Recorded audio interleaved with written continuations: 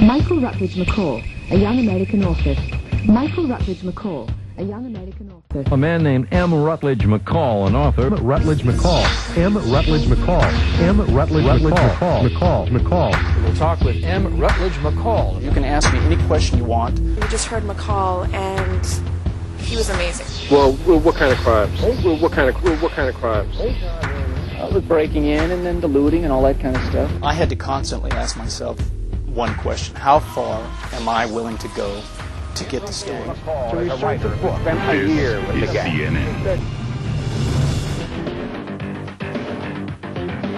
We're talking about LA's gang culture with Rutledge McCall, who spent a year among the gangs. Mr. McCall, you wanted me to call you McCall, so I will call you McCall. McCall, you were in the middle of those riots.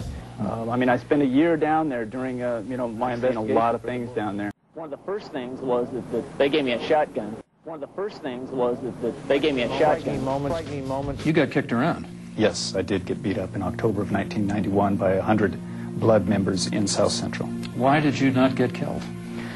I'm lucky to be alive. I should have been killed. Part of the reason I think that they didn't finish me off is because they respected the fact that I hung in there, that I took the beating, and they tested me in many different ways. But I survived their test.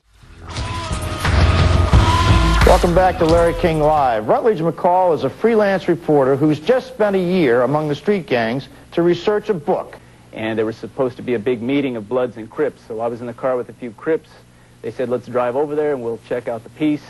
We pulled up, and gang members that were in my car started spotting some enemies in the crowd.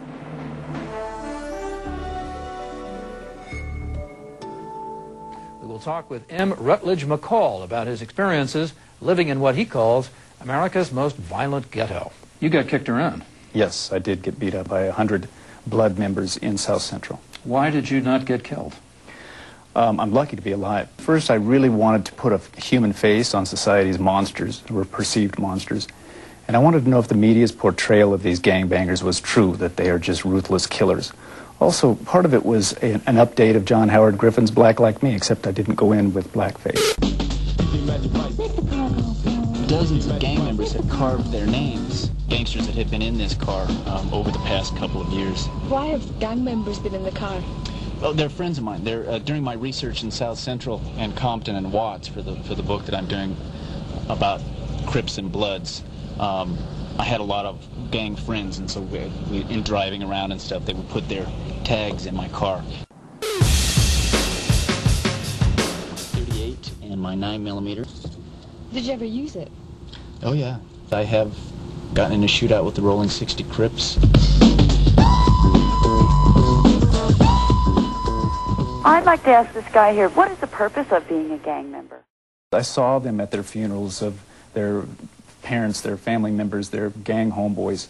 I saw their tears. I saw how they struggled to pay their rent. I know the violence that they perpetrate and the crimes they commit, and I disagree with that. But I also know their human side. If you had to put it on a scale of 1 to 10, what's your hope for a happy ending? My hope is on a scale of 1 to 10, it's 10. Parents have to be with their kids, love them, encourage them, raise them, help them. People have to start helping and caring about fellow human beings, especially those who have less opportunities than we do and more disadvantages.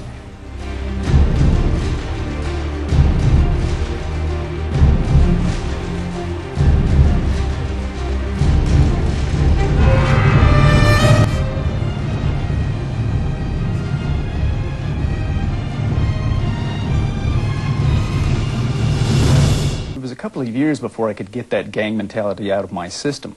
They're not all good, and they're not all bad. I thought he was fascinating. I was raised in South Central Los Angeles, and I didn't know a lot of that stuff was going on. I was with the Latinos. I started, hey, what's up, man? What's happening? And it's just amazing for a white guy to educate me about my own neighborhood. The challenge for me as a writer then was to make sure that I wrote the story in such a way. I knew that the LAPD and the LA Sheriff's Department would immediately take it and try to dissect it and find out who did what. I had to be careful in writing it not to put these guys' life on the line. I learned the hard way, because I think that God allowed me to lose everything that I had in order to get my focus on the right thing, on Him, and on what's important in this world. So think about what you're putting out there to the world. Care about people. Love the people that you're around. it's all going to come back to you. It really is.